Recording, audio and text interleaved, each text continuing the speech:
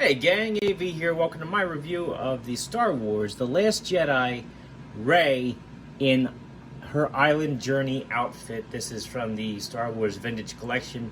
Right off the bat, I'm not a fan of this figure. I bought it on clearance at Ollie's for $4. And I did it because she's got a soft goods cloak that I wanted to see how well it fit on Boss Fight Studio figures. That being said, hang into the end of the review where you can see me make that comparison. And if it works, Ollie's has a crap ton more of these figures, and at $4 each, it might be worthwhile to pick up a few just for the cloak. That being said, I am going to do this review before we get to that. So anyway, here's the packaging. As you can see, there's a photo from the film with her wearing this outfit. She comes with a lightsaber and a gun, soft goods cloak, as I mentioned. It's vintage style artwork or design. On the back of the card, you have the cross sell with some of the figures that were also available around the same time. Some Lego mumbo jumbo there at the bottom, and that's about all I gotta say. So let's rip it open and see how good the cloak actually is.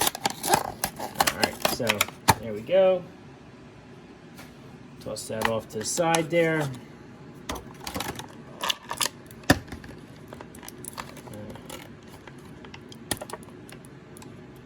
Gun is taped in. There we go. Okay. Right off the bat, we're going to have a look at our accessories first, starting with the lightsaber.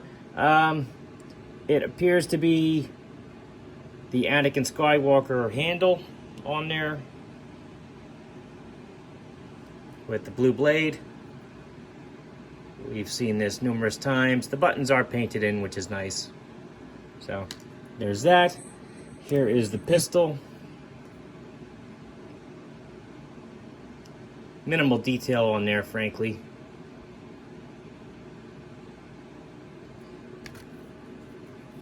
Appears as though she does have a holster. Can she hold it? She can hold it.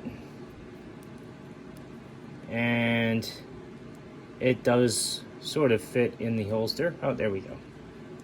All right, that's not too bad. It's not coming out. So she's got that going for it. Okay, right off the bat, I can see that this is just a collar, not a hood. So that kind of sucks. Okay. Articulation with the cloak on. She can lift her arms up and out, but obviously it messes up the cloak. Legs are hindered by this skirt piece she's got on. Single jointed knees. All right. So let's get the cloak off. And then we'll have a look at the figure's detail and whatnot. Put the head back on.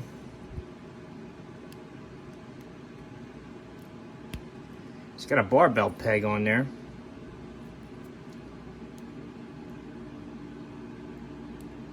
Come on, get back on the neck. There we go.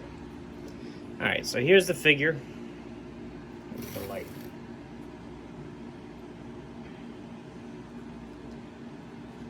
Sculpting design's not that bad. I'm just not a fan of the character, frankly.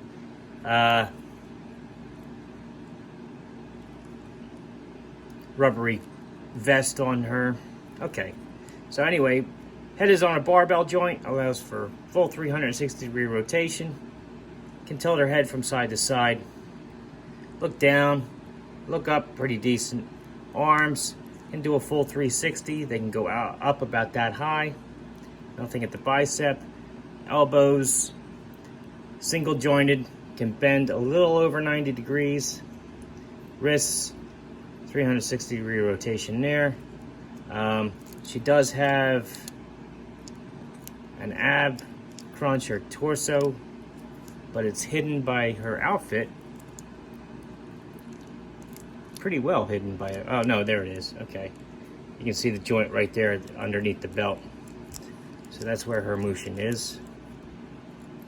Legs, as I mentioned, are hindered by her skirt And she's got those funky joints where you have to rotate them and then get the hinge to go up. I don't like these hips, especially on 1/18 scale figures. They're just a pain. They're a nuisance. I don't know why they keep using them.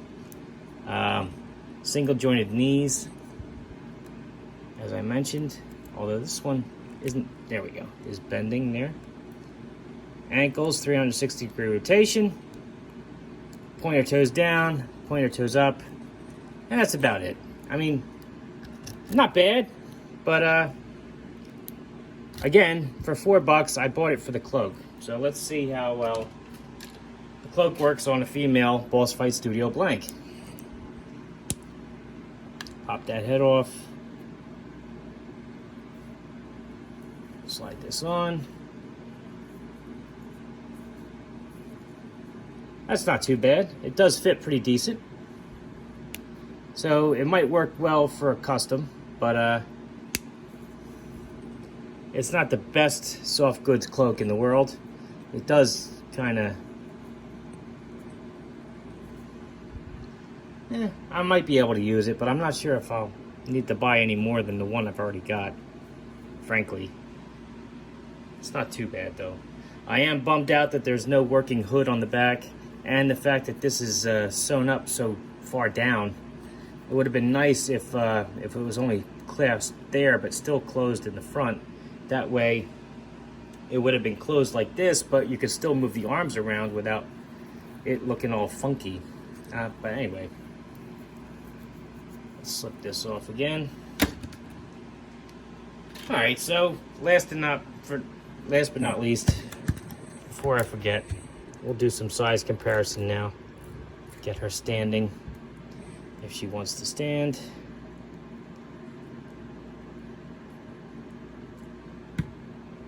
Come on.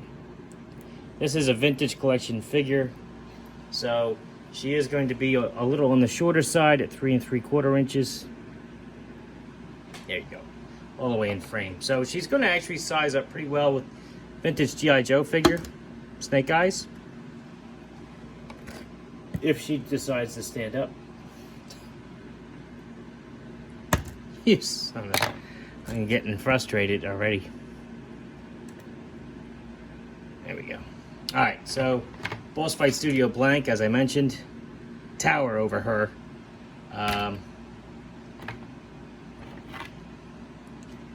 Marvel Universe Captain America, tower over her. More modern G.I. Joe figure. Might work. She's just a little on the shorter side. And then Master Chief. So, if you like the character, $4 is a steal. If you don't like the character and you just want the accessories, I'll be honest, I'm not sure if it's worth it. The cloak is not as good as I thought it was going to be. But I've got it now. I'll probably find some use for it. I'm just a little underwhelmed by it. I thought it was going to be a little bit better. That being said, if you want one, there are tons of these things at Ollie's right now for $4 each. Literally dozens and dozens. So feel free to pick one up if you want.